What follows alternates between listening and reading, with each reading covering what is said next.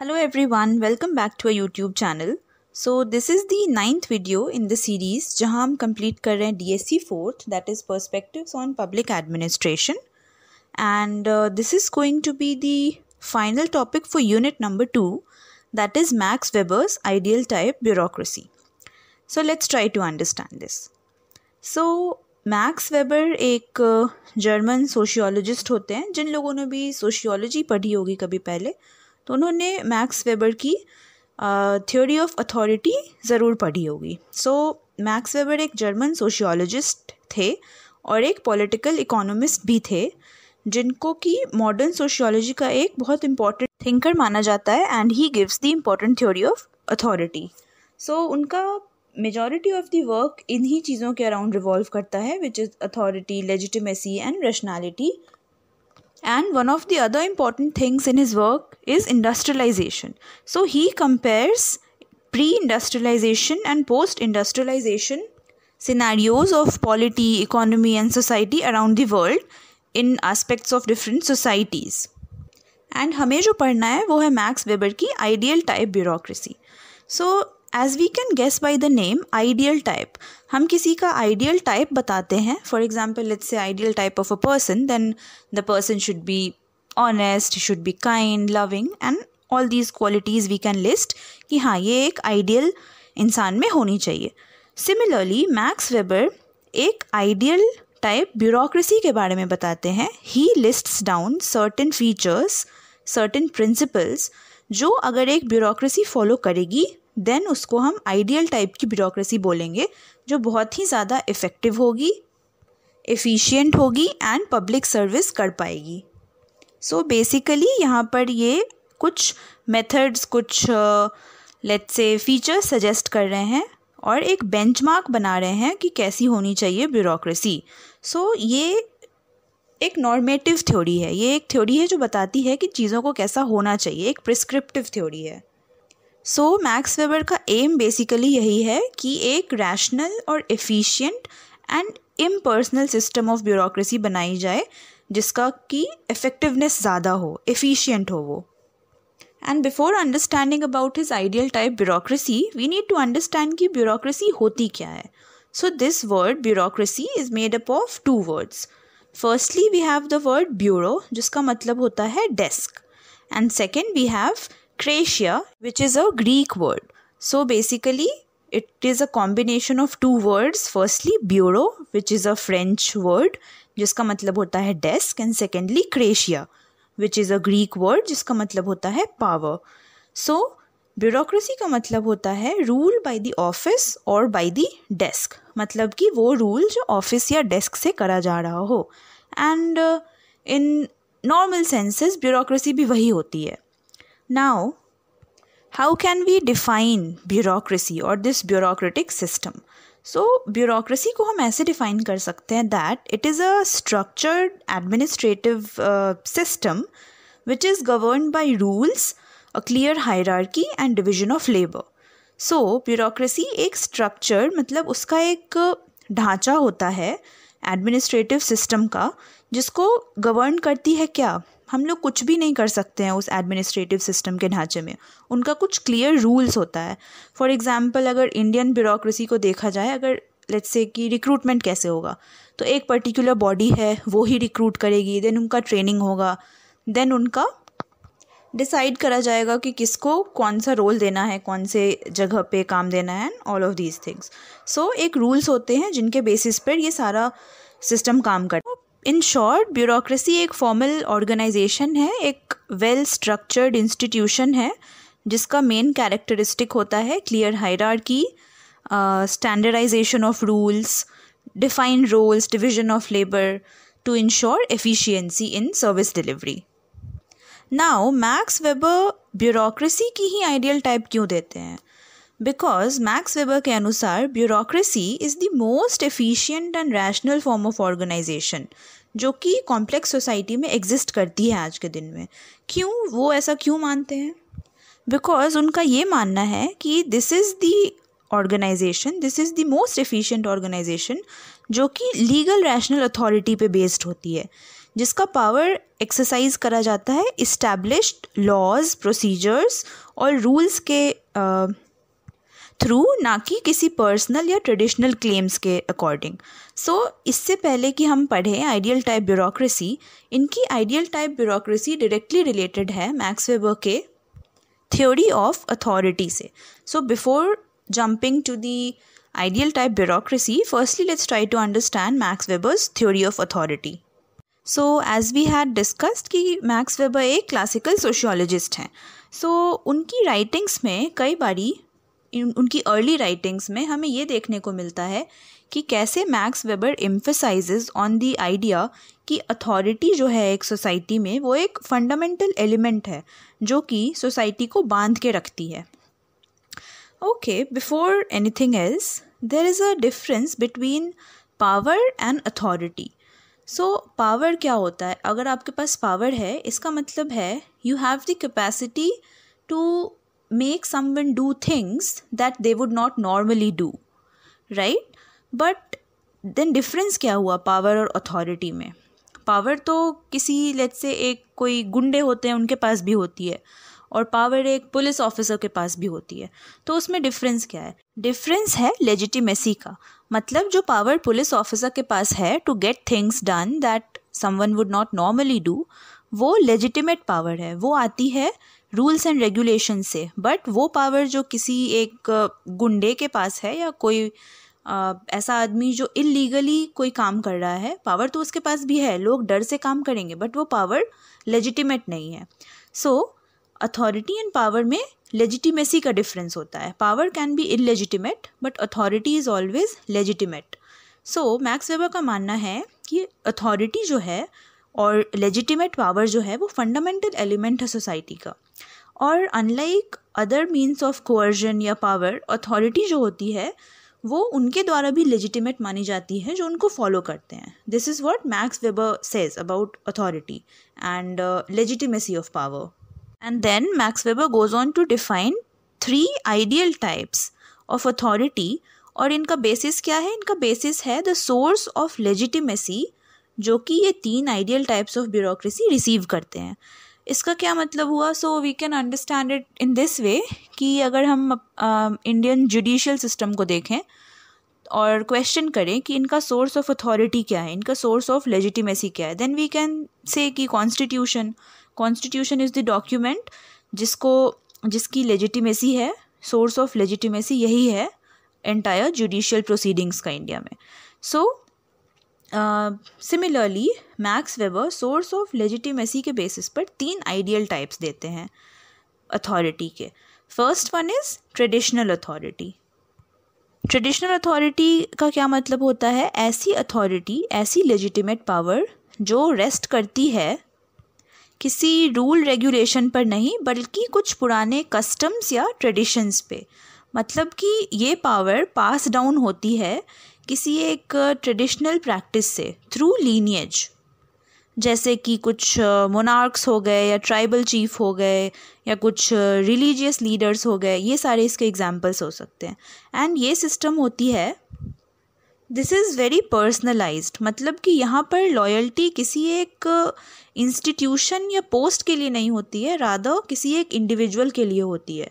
मतलब this is not impersonal loyalty. For example अगर हम आज की ब्यूरोक्रेसी को देखें जिनका टर्म परमानेंट होता है, सरकार जैसा नहीं कि 5 साल बाद सरकारें चेंज होंगी तो ब्यूरोक्रेसी भी चेंज होगी, they have a permanent term. So सरकारें कोई भी रहेंगी, उनको तो उस पोस्ट को सर्व करना है ना जिनको वो कर रहे हैं। इट्स नॉट लाइक कि अगर उनके कोई पसंदीदा लीडर हैं वो इस बार इलेक्ट नहीं हो पाए तो they will resign. It doesn't happen like that. तो अथॉरिटी, ट्रेडिशनल अथॉरिटी में इसका बिल्कुल उल्टा होता है। जो लॉयल्टीज़ होती हैं वो किसी एक इंडिविजुअल ये होती हैं और ना कि उस पोस्ट के लिए जिस पर वो इंडिविजुअल काम कर रहा है। इसके बहुत सारे एग्जाम्पल्स हो सकते हैं, जैसे कि मिडीवल टाइम्स में अगर हम देखें तो जो फ्यूडल लॉर्ड्स होते थे वेस्टर्न यूरोप में, या इंडिया में अगर आप देख लें तो ज़मींदार्स होते थे या फिर कोई ट्राइबल चीफ होते थे, राजा महाराजा इंडिया में जो होते थे। This can be the example of traditional authority. मतलब सिंपली कुछ ट्रेडिशन है, कुछ कस्टम्स हैं जिनके हिसाब से हमने किसी को अथॉरिटी दे रखी है कि ये हम पर रूल कर सकते हैं, उनसे ही वो अथॉरिटी उनको मिल रही है, कोई रूल्स रेगुलेशंस नहीं है।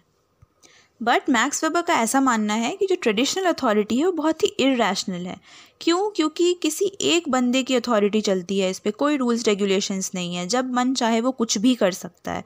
और इसीलिए this type of authority according to him is found in mostly villages या फिर जो पिछड़े इलाके होते हैं जहाँ पे मॉडर्नाइजेशन नहीं आता है। दस मैक्स वेबर सेज कि ट्रेडिशनल अथॉरिटी चेंज या मॉडर्नाइजेशन को रेजिस्ट करती है और इरैशनल है, that's why he doesn't prefer this. Then second one is charismatic authority. Charismatic authority का क्या मतलब होता है? This is the kind of authority which is derived by an individual जिसकी कुछ एक्स्ट्रा ऑर्डिनरी पर्सनल क्वालिटीज़ होती हैं, जिसको एक हीरो या फिर रेवोल्यूशनरी लीडर जैसे देखा जाता है लोगों के द्वारा। सो बेसिकली लोगों को लगता है कि अगर हम इसको लेजिटिमेसी देंगे, पावर की, इसको अथॉरिटी देंगे, तो लोग इतने इन्फ्लुएंस होते हैं उसके पर्सनल क्वालिटीज़, उस लीडर के, उस इंडिविजुअल के पर्सनल क्वालिटीज़ से, उनके विजन से इतने इंस्पायर्ड होते हैं that they give them the authority to rule the people. And we can clearly see कि यहाँ पे जो अथॉरिटी है वो किसी रूल्स की नहीं है, इंस्टीट्यूशंस की नहीं है। These things are secondary, but the primary thing, the primary source of legitimacy is the leader. Whatever the leader says is the rule. And generally ऐसा देखा जाता है, मैक्स वेबर सेज, कि कैरिस्मैटिक अथॉरिटी राइजेज जब कोई crisis situation होती है। There can be many examples of this. For example Mahatma Gandhi अगर हम देखें, इंडियन इंडिपेंडेंस मूवमेंट में there was a crisis situation, then one leader came up and लोगों को लगा कि हाँ ये हमें लिबरेट करा सकते हैं। देन अगर हम देखें Martin Luther King Junior in USA civil right movements. Then another example can be Adolf Hitler, जबकि we see Hitler as a cruel leader, as a cruel person, but if we look at the data, then more than, I guess, 40% of the people voted for him as their leader. So it's not about what is good or bad for people, but it's about कि वो किसके power या authority से influence हो रहे हैं जिसमें वो अपना एक लीडर ढूंढ सकते हैं। So this is what charismatic authority is all about, कि कैसे एक इंडिविजुअल कुछ एक्स्ट्राऑर्डिनरी विजन या कोई इंस्पिरेशन लेके आता है एंड पीपल उससे इन्फ्लुएंस हो जाते हैं। नाउ मैक्स वेबर सेज कि कैरिस्मैटिक अथॉरिटी जो होती है वो रेवोल्यूशनरी होती है नेचर में। मतलब कि जनरली ये तब होती है, ये तब आती है किसी एक सोसाइटी में जब कोई क्राइसिस सिचुएशन होती है एंड इट गोज़ अवे जब वो क्राइसिस चली जाती है। Now the most important and the third ideal type of authority is legal rational authority, और this is the kind of authority जिसको मैक्स वेबर सबसे ज़्यादा अच्छा मानते हैं।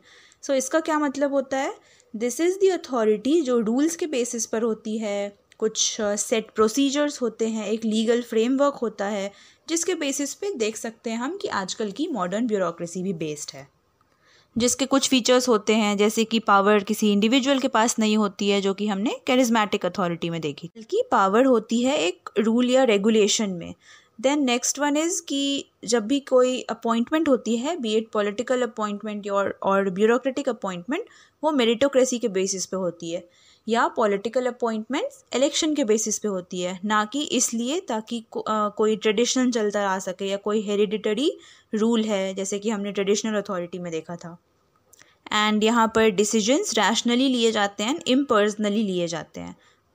सो मैक्स वेबर का ये मानना है कि लीगल रैशनल अथॉरिटी जो है वो सबसे ज़्यादा स्टेबल, एफिशिएंट और रैशनल फॉर्म ऑफ अथॉरिटी है आजकल के मॉडर्न सोसाइटीज़ के लिए, जो कि फॉर्मली ब्यूरोक्रेसी को क्रिएट करती है, जो कि हॉलमार्क है आजकल के मॉडर्न सोसाइटीज़ का। देन मैक्स वेबर सेज कि लीगल रैशनल अथॉरिटी के बेसिस पर जो इंस्टीट्यूशन आएगा उसको हम ब्यूरोक्रेसी कहेंगे, और अब उस ब्यूरोक्रेसी के कुछ मेजर फीचर्स होते हैं जो कि अगर ये सिस्टम, ये इंस्टीट्यूशन अप्लाई करेगी, then it can be the best, then it can be most efficient. तो अब हम देखते हैं कि क्या क्या फीचर्स देते हैं मैक्स वेबर ब्यूरोक्रेसी के। पहला फीचर है हायरार्किकल स्ट्रक्चर्स। हायरार्किकल स्ट्रक्चर्स का क्या मतलब होता है कि ब्यूरोक्रेसी में एक ऑर्गेनाइज्ड वर्टिकल हायरार्की होनी चाहिए, जहाँ पे एक ऑफिस अपने ऊपर वाले ऑफिस को रिपोर्ट भी करेगा और अपने नीचे वाले ऑफिस से रिपोर्ट भी लेगा। मतलब कि every individual has a superior and a subordinate. इससे ये इंश्योर होता है कि so there is basically a system of command and responsibility. एक ऑफिस है जो अपने सुपीरियर को रिपोर्ट करेगी, बट वही ऑफिस अपने सबऑर्डिनेट से रिपोर्ट लेगी भी।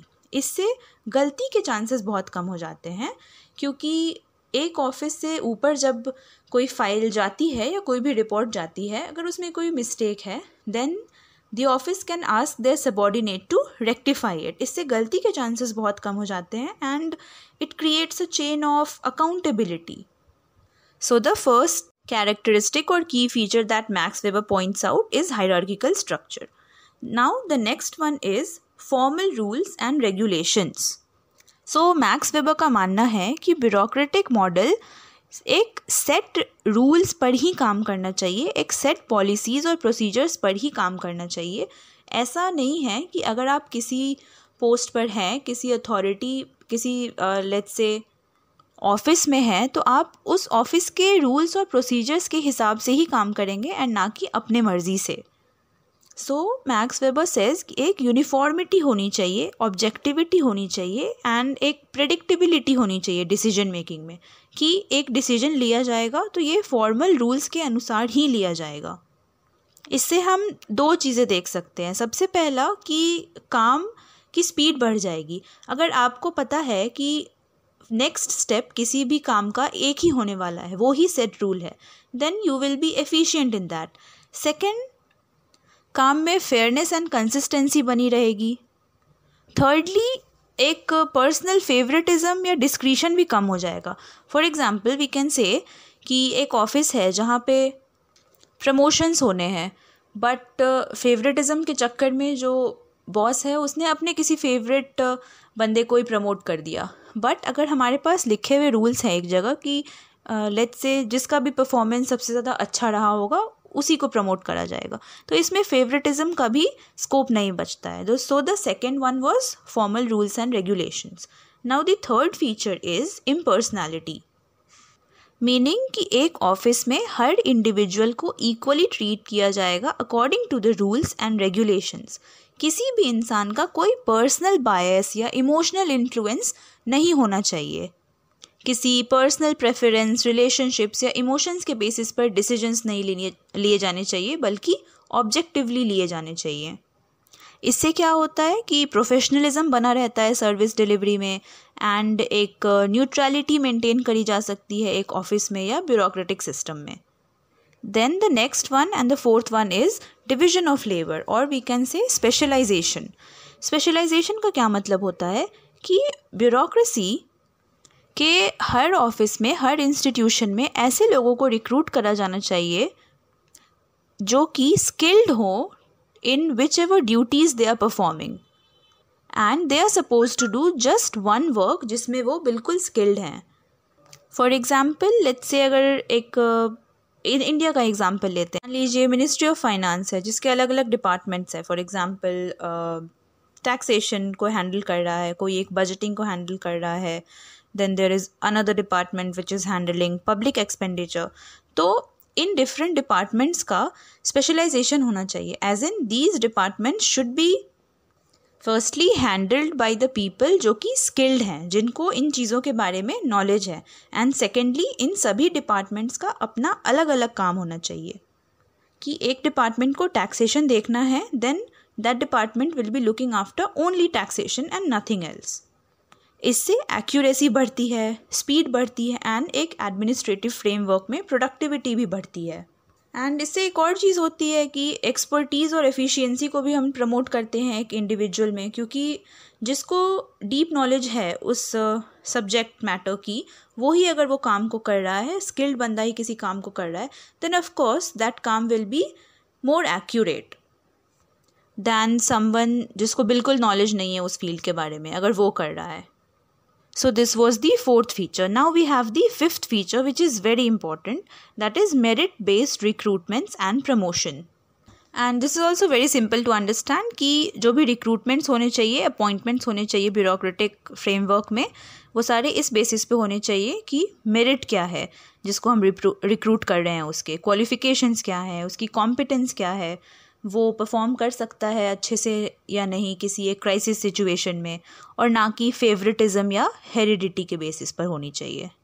और इसीलिए मैक्स वेबर सेज कि एक कॉम्पिटिटिव एग्ज़ाम के बेसिस पर ही ब्यूरोक्रेसी को रिक्रूट करा जाना चाहिए. इससे क्या होता है, जो केपेबल इंडिविजुअल्स हैं वो ही ज्वाइन कर पाते हैं पब्लिक सर्विस, जिससे कि इंस्टीट्यूशनल परफॉर्मेंस इन्हांस होती है. Now the last one is formal documentation. This is the last feature, as Max Weber gives just 6 features of the ideal type bureaucracy, and this is formal documentation and record keeping. So Max Weber says कि जितने भी bureaucratic decisions हैं या procedures हैं, rules हैं, उन सब का एक written document होना चाहिए, because इससे transparency maintain होती है या फिर future references में भी ये help करता है. For example, आज के डेट में अगर कोई decision लिया गया या फिर कोई नया रूल बनाया गया बट उसको लिखा नहीं गया, देन फ्यूचर में हम उसका रेफरेंस कैसे ले पाएंगे, because the staffs keep changing और नए रूल्स भी ऐड होते रहते हैं. Then there must be a document जहाँ पे हर रूल या प्रोसीजर लिखा जाना चाहिए जो भी एक इंस्टीट्यूशन में हो रहे हैं. जो भी बजट फाइल्स हैं या फिर एडमिनिस्ट्रेटिव ऑर्डर्स हैं, उन सबको आर्काइव करना चाहिए पब्लिक ऑफिसेज में. इससे किसी भी आर्बिट्ररी डिसीजन मेकिंग से बचा जा सकता है और ऑडिट और रिव्यू भी अच्छे से करा जा सकता है किसी भी डिसीजन का, अगर फ्यूचर में कोई प्रॉब्लमैटिक सीन क्रिएट होता है किसी एक डिसीजन या प्रोसीजर या रूल्स के बारे में. अब ये सारे जो 6 फीचर्स हैं, ऑफ कोर्स इनके कुछ स्ट्रेंथ्स तो हैं, इम्पोर्टेंस भी हैं, जैसे एफिशिएंसी मेंटेन कर सकते हैं, अकाउंटेबिलिटी रहेगी, प्रेडिक्टेबिलिटी है क्योंकि रूल्स बिल्कुल ही कंसिस्टेंट हैं, फेयरनेस भी है. बट एज वी नो कि हर थ्योरी के कुछ ना कुछ क्रिटिसिजम्स और लिमिटेशंस होते ही हैं. इस ब्यूरोक्रेटिक थ्योरी के भी हैं मैक्स वेबर के. Let's try to see. First one is rigidity. मतलब कि रूल्स और रेगुलेशंस इतने ज़्यादा रिजिड बना दिए गए हैं कि इसमें कोई भी फ्लेक्सिबिलिटी का स्कोप नहीं है ज़रा सा भी. इससे तो how is it a limitation? ये तो अच्छी बात हुई. It is in a sense a limitation because societies keep changing and कभी-कभी rules और regulations needs to change in order to sustain the needs of time. तो इसको मैक्स वेबर ने ध्यान में नहीं रखा. उन्होंने बोला कि रूल्स और रेगुलेशंस बिल्कुल ही रिजिड होने चाहिए, बट इससे फ्लेक्सिबिलिटी कम हो जाती है. Then next one is slow decision making. क्योंकि मैक्स वेबर का कहना है कि एक हायरार्की होनी चाहिए अथॉरिटीज़ की, अकाउंटेबिलिटीज़ की. सो इसमें डिसीजन मेकिंग बहुत स्लो हो जाती है क्योंकि एक वर्टिकल लेवल पे ऑफिस आफ्टर ऑफिस इतने लेवल्स हो जाते हैं डिसीजन मेकिंग के कि वो स्लो हो जाता है. एंड इससे रेड टेपिज्म भी बढ़ता है. रेड टेपिज्म मतलब कि इसको लाल फीता शाही कहते हैं हिंदी में. मतलब कि फाइल्स का एक टेबल से दूसरे टेबल घूमते रहना एक ऑफिस में, और बेसिकली स्लो डिसीजन मेकिंग और उसका कभी अप्रूव ना हो पाना. Now the next one is dehumanisation. Dehumanisation हमने साइंटिफिक मैनेजमेंट थ्योरी में भी देखा था. And since scientific management theory and this ideal type bureaucracy, ये दोनों ही थ्योरीज क्लासिकल थ्योरीज हैं, तो इसमें ये क्रिटिसिज्म तो आएगा ही आएगा कि ये लोगों को एक सोशल बीइंग के तरीके से नहीं देखते हैं, बल्कि एक ऐसे तरीके से देखते हैं कि ये बस एक इंडिविजुअल्स हैं जिनको कुछ रूल्स फॉलो करने हैं. So this is dehumanising in nature. Now next limitation that we can see is corruption का पोटेंशियल होता है. फॉर एग्जांपल, अगर बहुत रिजिड रूल्स हैं, स्ट्रक्चर्स हैं और ऑफिसेज हैं जहाँ से हमको काम कराना है, तो 10 ऑफिसेज के चक्कर काटने पड़ेंगे. तो वो काम अगर हमें कराना है, that is our need, then अगर सामने वाला उसके लिए कुछ ब्राइब भी मांग रहा है या करप्शन भी हमें करना पड़ रहा है, then sometimes people do that. और इतने रिजिड स्ट्रक्चर होने के कारण करप्शन बढ़ता ही है. Now next one is resistance to change. जैसा कि हमने देखा था रिजिडिटी वाले क्रिटिसिज्म में, कि जो रूल्स एंड रेगुलेशंस हैं वो इतने ज़्यादा रिजिड हैं कि कोई इनोवेशन का स्कोप नहीं है, कोई चेंज का स्कोप नहीं है बदलते समय के साथ। And there is this another famous sociologist जिनका नाम है रॉबर्ट मर्टन। वो इनके थ्योरी को क्रिटिसाइज़ करते हुए कहते हैं कि मैक्स वेबर जो ये ओवर रैशनलाइजेशन की बात कर रहे हैं, तो ये रैशनलाइजेशन नहीं है बल्कि एक ट्रेंड इनकैपेसिटी है, जहाँ पे ऑफिशियल्स को, ब्यूरोक्रेट्स को इतना ट्रेन कर दिया जाता है रूल्स रेगुलेशंस के अनुसार कि वो अपनी इनोवेशन या सोचने समझने की शक्ति ही खो बैठते हैं। So this is nothing else but a trained incapacity of human minds, ऐसा रॉबर्ट मर्टन कहते हैं इनके क्रिटिसिज्म में। So these were some of the criticisms Max Weber के ब्यूरोक्रेटिक थ्योरी की। बट यू नो एग्ज़ाम में हमें एक बैलेंस पर्सपेक्टिव लिखना पड़ता है। कभी भी एग्ज़ाम में किसी क्वेश्चन को उसके क्रिटिसिजम्स पे ख़त्म नहीं करना चाहिए, बल्कि एंड में कंक्लूजन वाले पैराग्राफ में एक बैलेंस पर्सपेक्टिव लिखना चाहिए कि डिस्पाइट दीज क्रिटिसिजम्स ये थ्योरी आज भी रेलिवेंट है उनकी ब्यूरोक्रेटिक थ्योरी की, बिकॉज हम देखते हैं कि जितने भी फीचर्स उन्होंने बताए थे that is quite relevant for today also. जो ट्रेनिंग की फ़ीचर बताई उन्होंने that is relevant, the meritocracy feature that is relevant, then documentation of every rules and procedures that is also relevant today. So we see कि despite the criticisms that have been leveled upon this theory, बहुत सारे जो उनके features हैं that is quite relevant today, and उन features को अगर effectively actually follow करा जाए एक bureaucratic model में, then it can achieve great levels of efficiency and accountability. So this was it for the video, this was it for the lecture, and इस lecture के साथ हमारा सेकेंड यूनिट कंप्लीट होता है। नेक्स्ट लेक्चर से will be starting the third unit. So अगर आपको ये वीडियो अच्छी लगी हो then please do like and share this video. Also अगर आपको इस वीडियो के नोट्स चाहिए जो कि बहुत ईजी लैंग्वेज में लिखे गए हैं एंड उसमें सारी PYQs भी इंक्लूडेड हैं एग्ज़ाम्स के, then you can check it on our app that is called Padho तो वैसे। एंड इस पर अगर आप मेरा कूपन कोड अप्लाई करते हैं दैट इज़ तुलिका10, तो आपको 10% का डिस्काउंट भी मिलेगा।